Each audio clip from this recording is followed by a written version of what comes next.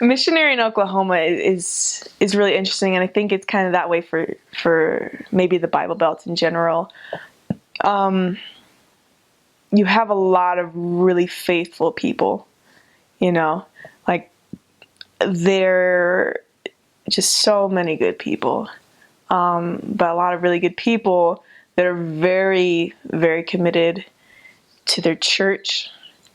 And so, you have a million different churches, but because of that, you'll also find people who are really searching for like the one. It's something that you can say in Oklahoma. The story of Joseph Smith can really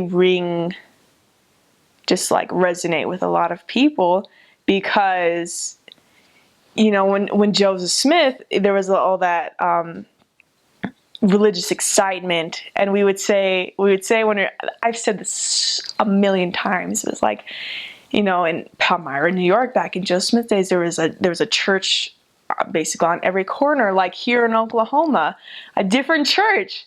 And that's something that's real to them. And it's something that's like, have you ever, like, that's a lot. Like, that's kind of crazy that happened when there's one God. Like, why is that? And so there are a lot of people out there. There's a lot of people that will not listen to you. Sometimes they'll be hostile. They're good people, but they're very loyal.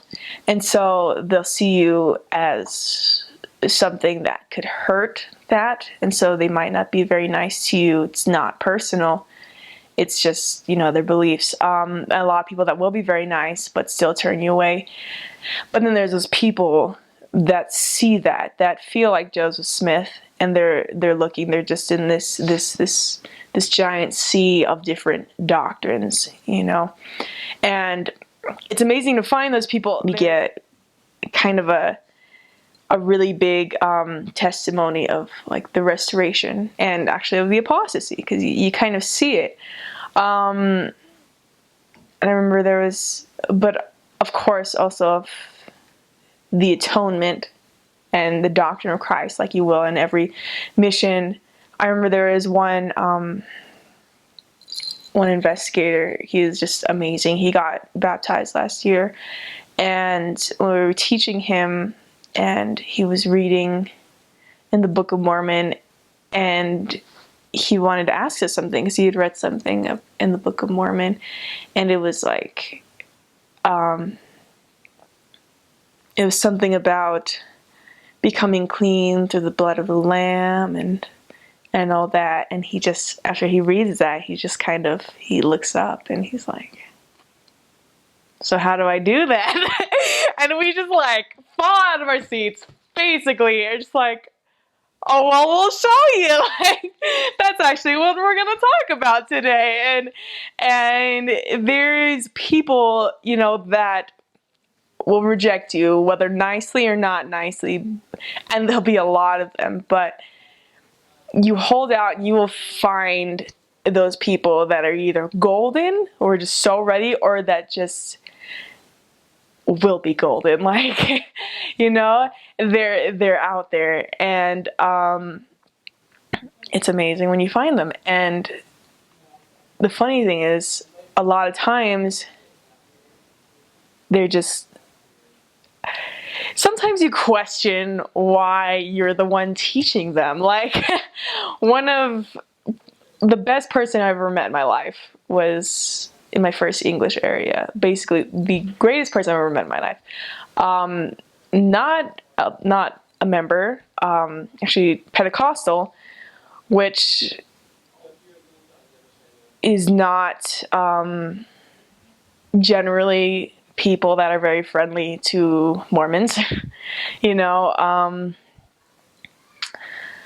but this person was closer to the Spirit than anyone I've ever met. Best person I've ever met. And I remember they wouldn't let us teach them for the longest time, but they loved us because we were missionaries and they were missionaries, and they just loved us. So I was reading in Doctrine and Covenants, and it was talking about how the people that Christ is speaking is like people that work in my vineyard, that serve in my vineyard, they will be blessed to believe in his words. And if you read before, you see that his words are talking about Joseph Smith. They're talking about the restoration. And I was like questioning that. I was like, those that work in his vineyard, serve in his vineyard, will be blessed to believe this. But I'm like, I was thinking like missionaries and people, don't they already believe that? But then I realized, no, there's so many people that work in his vineyard that don't know this, that already serve in his vineyard, but they don't have it all. But right there is that promise that they will have it. And when I read that, I knew that this person would believe one day. However, I didn't think it'd be so soon, because a couple weeks later, they agreed to let us teach them. And you know, it's true. Like, it was amazing. And so expect miracles. Expect miracles and learn to see miracles, though, is the thing. Because sometimes your miracle obviously it's not going to come the way you think it's going to come. Just look for the miracles.